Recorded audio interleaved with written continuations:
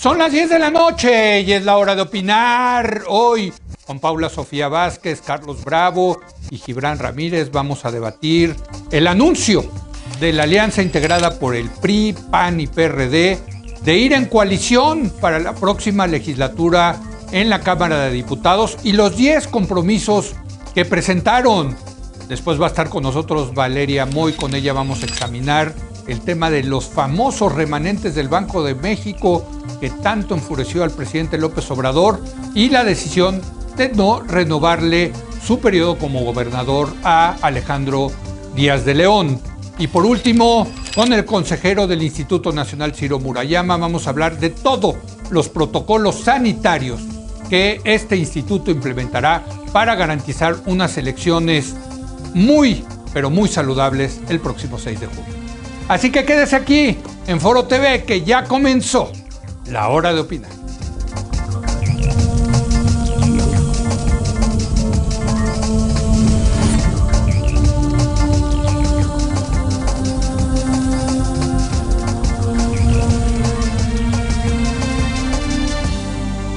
Muy buenas noches. Este lunes la alianza Va por México, que conforman el PRI, el PAN y el PRD, anunció que una vez que concluyan las elecciones irán en coalición para la próxima legislatura de la Cámara de Diputados. La llamada coalición legislativa presentó un documento con 10 compromisos, entre ellos respetar a los organismos autónomos, promover la unidad nacional, enfocar la labor de las Fuerzas Armadas, la reactivación económica y la recuperación de la transición hacia las energías renovables. Prácticamente estamos hablando de puntos donde contrasta con la agenda del presidente López Obrador. Para debatir este tema, saludo a los integrantes de la mesa de los martes. Paula Sofía, muy buenas noches. Buenas noches, Leo. Buenas noches, compañeros, audiencia. Carlos Bravo, regidor. Carlos, muy buenas noches. Buenas noches, ¿cómo están? Y Gibran Ramírez. Gibran, muy buenas noches. Buenas noches, Leo, compañeros, audiencia. Bueno, déjame empezar contigo, Paula. Tiene todo el sentido del mundo, ¿no? Que de una coalición electoral como la que tienen ahora, pasen a una coalición legislativa para comprometerse a hacer lo que muchos esperan de ellos, que es ser contrapeso al gobierno. No sé cómo la ves tú. No, yo creo, la verdad es que, mira, me da mucho gusto que por primera vez empiezo en desorden, pero que por primera vez tengan una agenda. Vaya, o sea, la agenda no es decir, nos vamos a poner absolutamente a todo lo que se diga, ¿no? Creo que esa es la primera cosa que me parece una buena noticia. De acuerdo, dices, me parece que es una agenda que tiene muy focalizados cuáles son los puntos controvertidos en la agenda del presidente y que van a ser un contrapeso a ellos. A mí, yo la verdad es que lo veo bien. En el segundo punto es, yo diría, ya, pues llegan 3 años tarde, ¿no? O sea, creo que esta coalición nos hubiera cambiado mucho el resultado, los resultados que se espera obtener en 15 días, ¿no? O sea, hay muchas cosas en las que dentro de las muchas reclamos que le podemos hacer a esta oposición, es que fueron comparsas en muchos de los cambios que se llevaron a cabo en estos 3 años, ¿no? En los temas de militarización, en las decisiones de los consejeros del INE, en las decisiones de los pésimos ministros de la Corte que tenemos, en el tonto transitorio de la reforma judicial, pues también esas son cosas que se han logrado en anuencia de algunas de estas fracciones ahora partidistas. Ahora, pues me parece bien que por primera vez, después de muchos años de jugar a las coaliciones, pues ya vayan abiertamente a decir que tienen una coalición de gobierno. Ahora, pues esto no es nada nuevo, ¿no? Se llama Pacto por México. Es una reedición de lo que ya habíamos visto en el sexenio pasado, con la única diferencia es que pues ahora se invirtieron los roles y lo están pasando desde la oposición. No, sí, es un buen punto. Podría argumentarse, bueno, finalmente quedan claro quién es el gobierno, quién es la oposición. Antes eran el gobierno, ahora son la oposición. Pero yo creo que hay algo más, Gibran, que es muchos que estaban pensando por votar por la oposición tenían la duda de si efectivamente se iban a portar como oposición o iban a acabarse plegando a la coalición del gobierno. Acá el mensaje, por lo menos en el mensaje, Gibran, es sí vamos a hacer oposición al gobierno. Sí, y por eso no es nada nuevo, es apenas un testimonio de la impotencia y del bajo nivel de la oposición mexicana. Primero, creo que va a ser un intento ineficaz. Decías tú en tu columna que es para generar cierta cohesión en ese bloque opositor, pero desde luego la sangría que ya han vivido en algunas votaciones o incluso en sus bancadas, creo que se va a repetir. Algunos priistas quieren un presidente como el presidente López Obrador, algunos perredistas también, y esta agenda que ya la han estado defendiendo en los últimos años, pues no hace nada para que estos actores que están más al centro izquierda de estos partidos permanezcan en esta coalición. Entonces creo que en primer término va a ser ineficaz. Después creo que es un planteamiento falto de imaginación. No propone nada nuevo, sino apenas oponerse a las políticas principales de la Cuarta Transformación. Ahora, además, es una continuidad, porque esto lo han estado haciendo estos últimos años, sobre todo en los puntos particulares que proponen. Oponerse a la política social actual, eso ya lo hacen. Oponerse a la política energética actual, eso ya lo hacen. Votar en contra de la ley de ingresos y en algunos casos el presupuesto es algo que ya hacen. Entonces esto no plantea nada nuevo. Después, quizá lo nuevo, Gibran, es el tema de los organismos autónomos, donde ahí sí el gobierno ha anunciado que va a tratar de desaparecer los órganos autónomos y en el comunicado de ayer de la oposición es que los van a defender. Eso sí me parece importante, ¿no? Yo creo que es algo que ya ha estado sobre la mesa, sobre todo cuando se discute sobre el INE. Y en este punto creo que la defensa que hace la oposición de estos organismos es impertinente en el siguiente sentido. No plantea una ruta de reforma para adecuarlos a las exigencias del presente, ni para combatir los excesos de los cuales ya está harta la sociedad y que se critican, es decir, para darles una nueva viabilidad, sino que solo plantea defenderlos acríticamente. Y finalmente creo que es un planteamiento ingenuo, porque la única novedad radical depende de que consigan una mayoría absoluta en la Cámara de Diputados. Y todas las encuestas nos muestran, Leo, lo hemos visto en Oráculos, que esto no va a ser así. Así que la pretensión esta que hay de fondo de hacer una coalición de gobierno casi con el partido del presidente en minoría es una simple ilusión. Por eso digo que es también un testimonio de su impotencia. Efectivamente, las encuestas y los modelos de predicción dicen que difícilmente Morena y sus aliados perderían la mayoría absoluta, Carlos, pero también esos mismos modelos dicen que sí perderían la mayoría calificada. Y ahí sí podríamos tener, como ya se tiene en el Senado, una minoría opositora que bloquee los intentos de reformar la Constitución. Sí, de hecho creo que lo que importa aquí, digamos, sí, todo parece indicar que Morena solo no va a conseguir la mayoría absoluta, necesitará a alguno de sus partidos aliados, el PT o el Verde, para tener la mayoría absoluta, y entre los tres probablemente no consigan mayoría calificada. Si PAN, PRI y PRD consiguen un tercio de los votos, un tercio de las curules, perdón, automáticamente adquieren lo que podríamos denominar como un poder de veto de facto sobre cualquier iniciativa de reforma constitucional. Entonces yo creo que, digamos, eso sí está dentro del rango de lo posible, en términos de que sí puede ocurrir que este bloque no tenga suficiente músculo para legislar por sí mismo, pero sí tenga suficientes votos para ejercer poder de veto de facto sobre cualquier intento de reformar la Constitución. Como sucede hoy en día en el Senado, ¿no? Exacto, o sea, que la Cámara de Diputados se parezca un poco más al Senado en ese sentido. Yo, como lo veo honestamente, a mí no me parece que lo que se presentó constituya en sentido estricto una plataforma legislativa. Creo que son más bien una serie de puntos que tienen que ver con posiciones políticas críticas o de franca oposición respecto a lo que ha sido la gestión del López Obradorismo.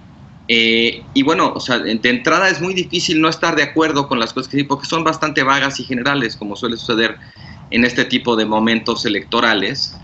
Pero lo que me parece interesante es observar que en la promesa de esta coalición, de esta plataforma legislativa para los tres, pues ya hay una oposición que empieza a pensarse en clave de oposición democrática, contra lo que el documento no lo dice nunca abiertamente, pero se nota cuando dice que hay que devolverle pluralidad a los órganos de representación, cuando hay que volver a hacer contrapeso, todo eso, pues claramente ya se está planteando como una oposición democrática frente a un gobierno autoritario, ¿no?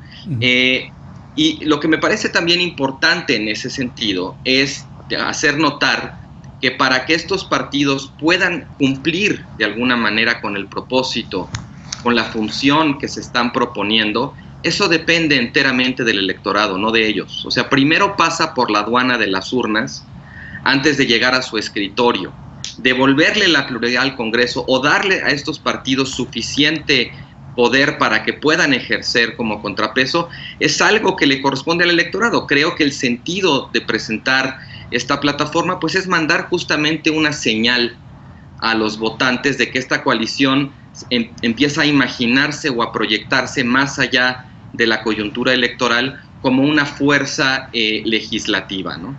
Sí, bueno, a mí lo que me parece muy interesante es la primera decisión de ir aliados en esta elección, Paula, fue muy criticada porque decían, bueno, pues le están dando la razón a López Obrador de que el PAN y el PRI siempre fueron lo mismo, pero si hubieran ido separados, los hubieran arrollado. Ahora, juntos, pues tienen más posibilidad de ganar más diputaciones. Y ahora, como ustedes dicen, se presentan como cierta oposición. Te puede gustar o no, ¿no? Eso cada quien decide, pero por lo menos empieza a haber un viso de algún tipo de oposición. Y también está el tema de Movimiento Ciudadano, que también es muy interesante, pero eso ya lo dejaremos para otro programa. Pero en este sentido, parecería que están jugando, o sea, en el tema electoral somos la oposición a López Obrador, y esta oposición no para en las urnas, sino que continuará el resto del sexenio.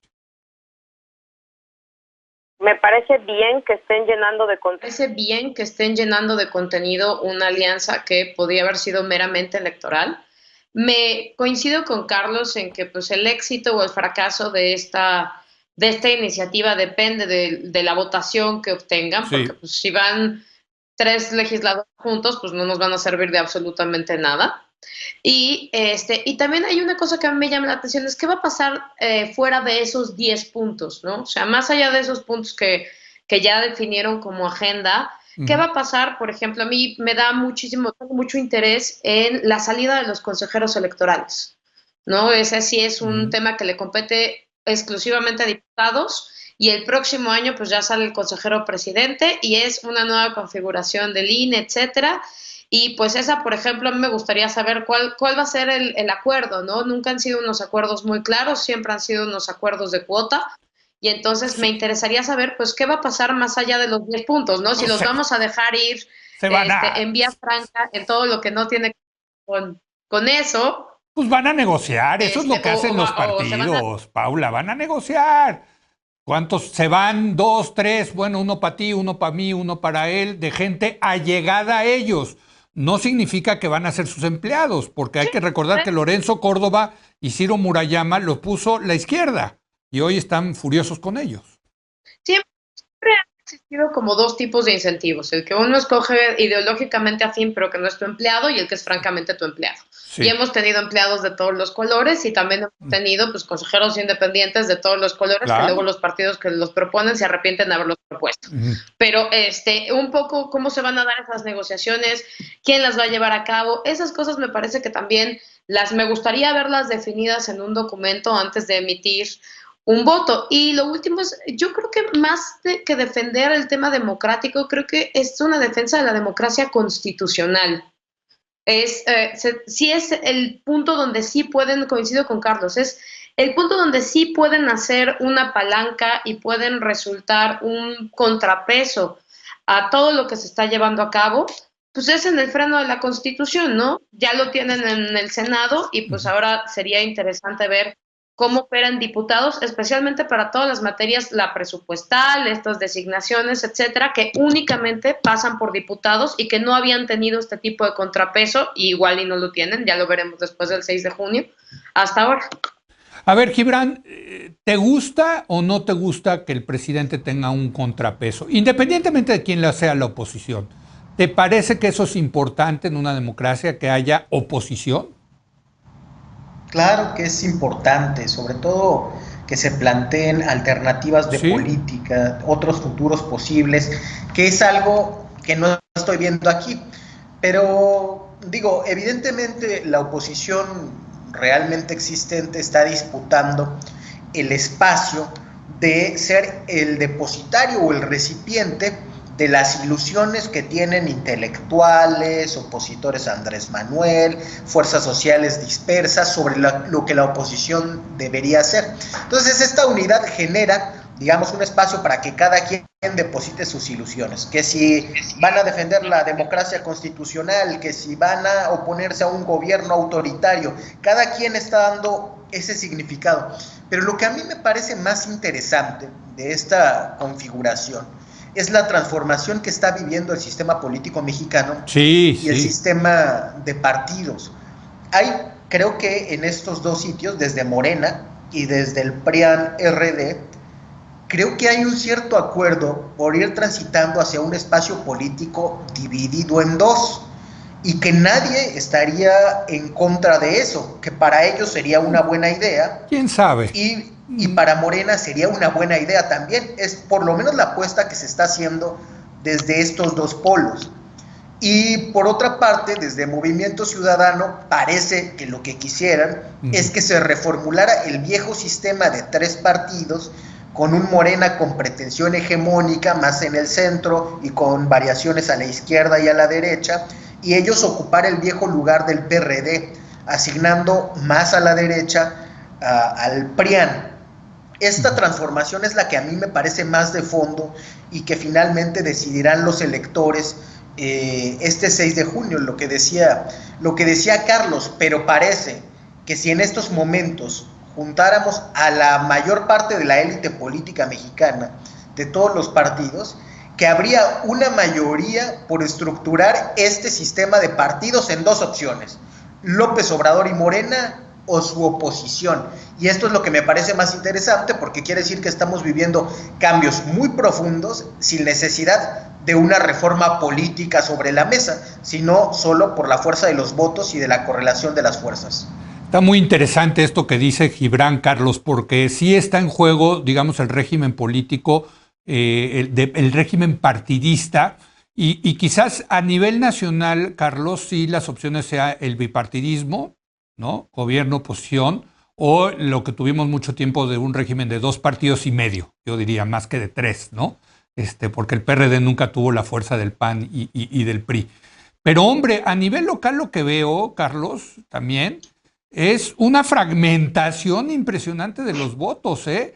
Me decía alguien el otro día que en Morelos, en las candidaturas a alcalde, hay hasta 19 o 15, creo que eran 15, los candidatos a la alcaldía, creo que de Cuernavaca, ¿no? Entonces, aquí o se va a fragmentar o se va a consolidar. Lo que hay es mucha incertidumbre hacia dónde va el régimen de partidos en México, ¿no? Sí, de acuerdo, Leo. Yo lo que pienso es que a nivel federal sí es perfectamente factible que veamos pues esa suerte de reacomodo, reajuste, no necesariamente que los partidos se vayan a volver uno mismo, pero que en la práctica operen como 2 grandes coaliciones, la coalición pro López Obrador y la coalición anti López Obrador, pero yo sí pondría mucho énfasis en que puede haber partidos ahí en medio, o que aunque formen parte de una coalición, se vean tentados, digamos, a tratar de jugar como a la bisagra, ¿no? O sea, creo que eso es políticamente atractivo, por ejemplo, para Movimiento Ciudadano, ¿no? Creo que puede, o sea, es que, mira, quizás hay que dar un pasito para atrás, porque más allá de los puntos específicos de esta plataforma legislativa, la clave de esto es cómo van a ser las dirigencias de esos partidos o los coordinadores de esas bancadas para disciplinar a sus legisladores y hacer que voten en un sentido que sea congruente con esta agenda. Si las dos fuerzas están, digamos, por ejemplo, una reforma constitucional, ninguna tiene la calificada, pues, híjole, pues para uno que está en medio, o que para Morena, no, para PRI, PAN y PRD no, pero el Verde, el PT, Movimiento Ciudadano, pues sí se van a ver muy tentados a ejercer de lo que en inglés se llama kingmaker, ¿no? Es un poco la naturaleza que han tenido los partidos. Recordemos que apenas en 2018 el Verde postuló a Meade, no a López Obrador, y antes de eso postuló... No, pero te lo contesto muy fácilmente. El Verde se va a ir con quien le dé más dinero. O sea, ese es facilísimo. Ese sí si es muy fácil. El Partido Verde puede terminar teniendo la llave de la vamos a decir, la gobernanza parlamentaria, pues vendiéndole caro su amor, ahora sí que al mejor postor, como decías. Creo que algo parecido puede pasar con los partidos que nos hemos acostumbrado a pensar como chicos y que sus bancadas no van a ser muy grandes, pero que dada la correlación de fuerzas que se puede dar en la Cámara, pueden ser los partidos decisivos. Tendrán pocas curules, pero por las matemáticas legislativas pueden llegar a tener mucho poder. Y eso a nivel federal. Creo que, como decías, a nivel local el juego es completamente otro. Y allá ha sido interesante ver cómo, en algunos casos, la coalición PRI-PAN-PRD sí le ha dado como más potencia a ciertas candidaturas, pero en otras, que se junten esos tres partidos ha resultado ser una suma que resta.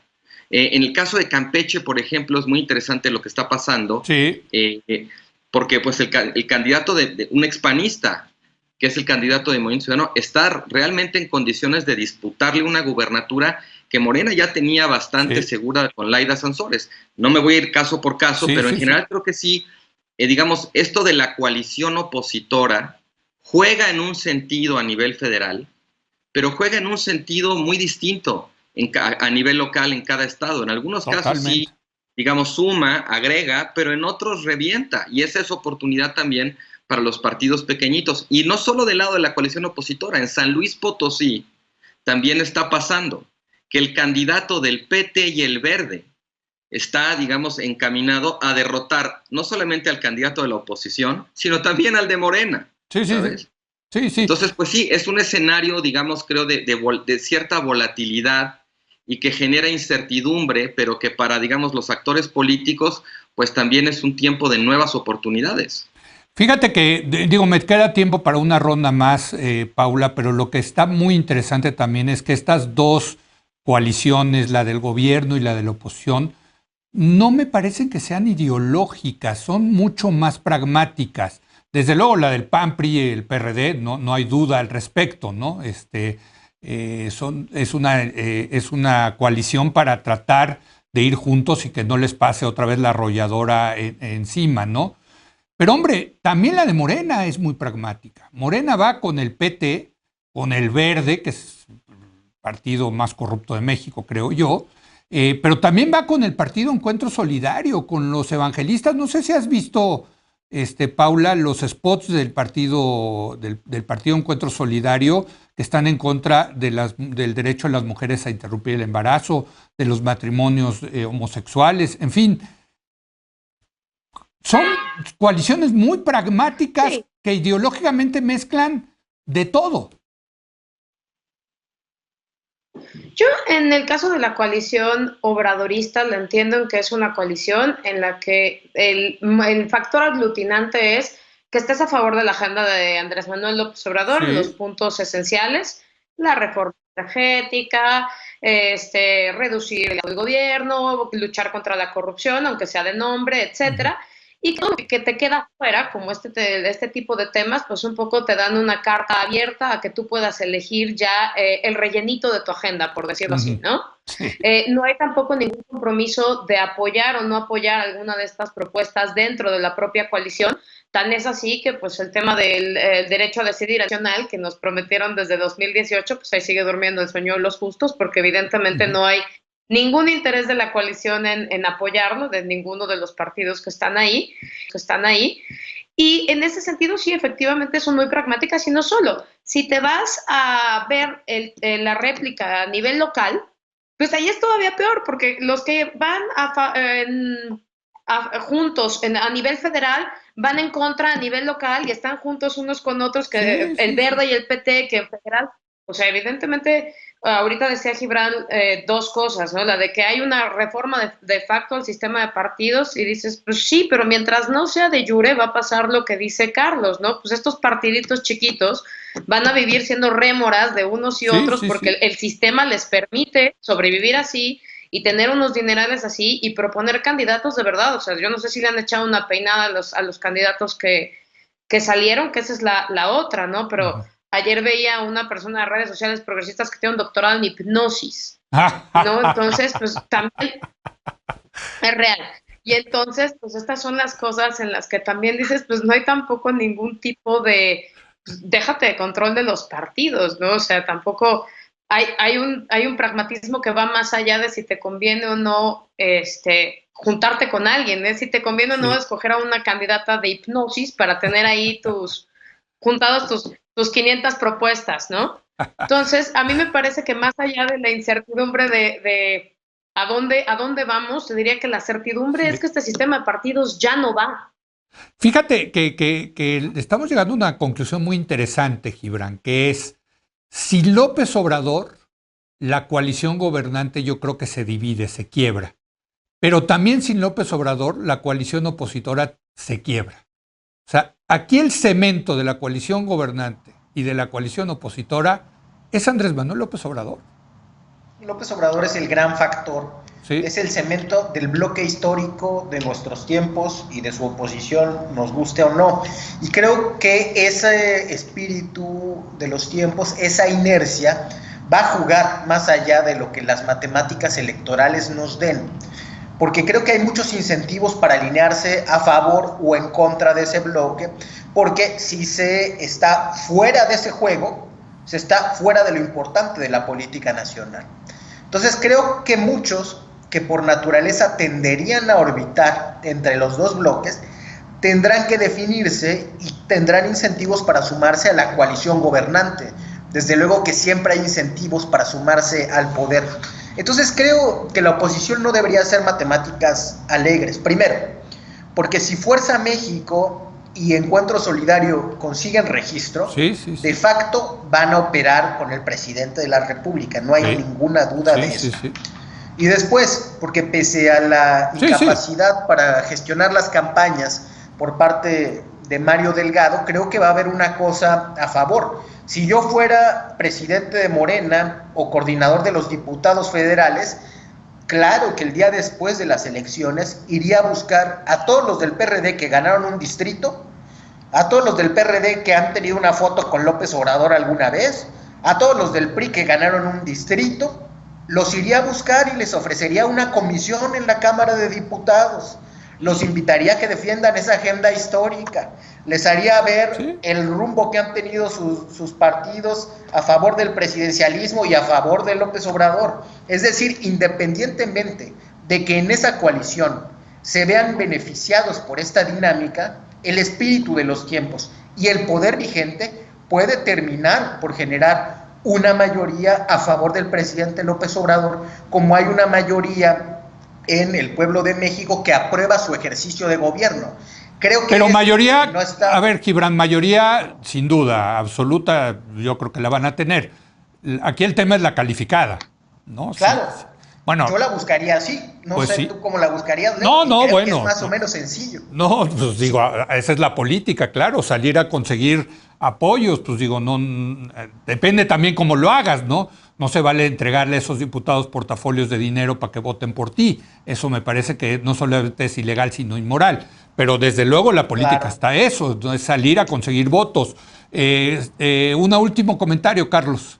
Sí, bueno, también, y esa no es la única manera. O sea, decía Gibran, si él fuera presidente de Morena haría tal y tal. Bueno, pero no eres el presidente de Morena y de todas maneras eso puede ocurrir de otro modo. O sea, esa manera que tú estás planteando es como muy amable, muy negociadora, ¿no? Yo creo que si por algo se ha caracterizado Morena en esta legislatura, no es por tener esa actitud, al contrario.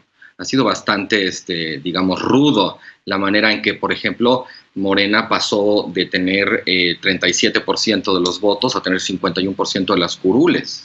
O sea, yo creo que ahí sí yo no veo, digamos, ese pivoteo que sugería un poco el comentario de Gibran. Yo lo que veo es que aquí Morena muy probablemente se va a trincherar y va a tener menos diputados, incluso si consigue un porcentaje mayor de los votos que en 2018, es posible que tenga menos diputados. Eso puede ser, desde luego, por la distribución del voto y por la naturaleza del sistema mixto, pero también por que las autoridades electorales atajaron, digamos, este mecanismo que se había encontrado para darle la vuelta a los topes de sobrerepresentación. Entonces, yo creo que mucho de lo que estamos viendo también es cómo los partidos se están adaptando pues a lo que ha ocurrido durante las campañas y a lo que ya parece que va a ser el resultado. El presidente no está en la boleta, pero la elección intermedia siempre tiene una dimensión plebiscitaria respecto a la gestión gubernamental. En todos los regímenes presidenciales pasa. El presidente no está, insisto, en la boleta, pero vaya que ha estado en la campaña, vaya que ha querido, digamos, entrometerse en el proceso. Y creo que, bueno, pues creo que la apuesta de él, así como la apuesta de la oposición, es decir, si ganamos lo suficiente, vamos a hacer no nada más una coalición electoral, sino una coalición legislativa. La apuesta del presidente ha sido distinta. No ha sido tratar, creo, de aglutinar a su grupo, a lo mejor eso ya lo puede dar por sentado, pero más bien ha sido empezar a poner todos los, digamos, a crear un entarimado para cuestionar el resultado de la elección. Sí. Porque claramente la elección no le va a salir como llegamos a pensar o como parecía que le iba a salir, ¿no? En términos de las gubernaturas, en términos de las mayorías en el Congreso. Entonces, yo creo que digamos, por el camino que yo veo es distinto al que decía Gibran. Yo lo que veo más bien es que por primera vez en mucho tiempo vamos a tener una elección impugnada políticamente hablando, no por las oposiciones, sino por el partido en el poder. Y eso pues sí va a ser de pronóstico reservado. Pues buenísima la mesa de hoy como siempre. Paula, Carlos, Gibran, muy buenas noches. Gracias, buenas noches. Gracias. Vamos a hacer una breve pausa. Viene Valeria Moy para analizar el tema del Banco de México. Esta cuestión de los remanentes, si hay que entregárselos al gobierno o no. Y bueno, pues ya la decisión de López Obrador, del presidente, de no renovar el periodo como gobernador del Banco de México, Alejandro Díaz de León. Regresamos.